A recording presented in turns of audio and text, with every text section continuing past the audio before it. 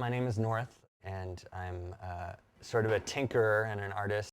I came up with the idea of building an interactive environment that would represent a space that was conceived in the computer but rendered in the real world.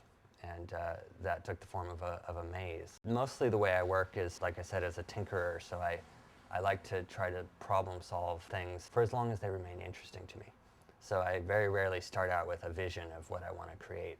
I just sort of pursue these threads of interest, and along the way sort of generate things that are more experiments than end pieces. I've always been fascinated with navigation and how people find their way in space and how they identify landmarks. Always wanted to build a maze, but it never bothered because by the time you'd finish building one, you'd know it by heart.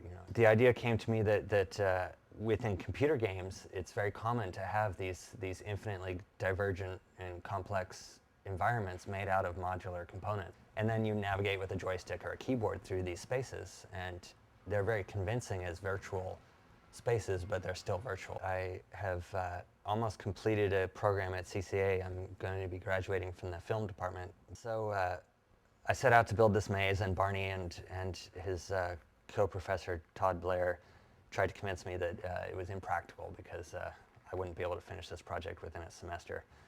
So my solution to that was to drop out of school for 2 years so I could finish this project.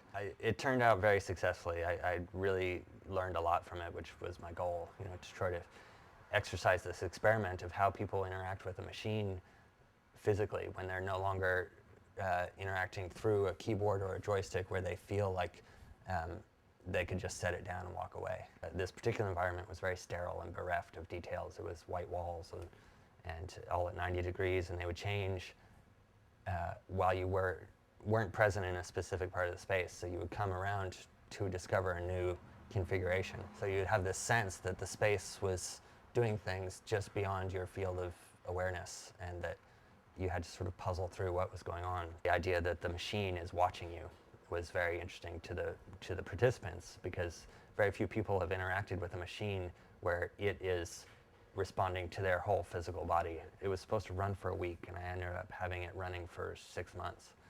So by the end of it, it was pretty tattered. It was constructed out of plywood for the most part.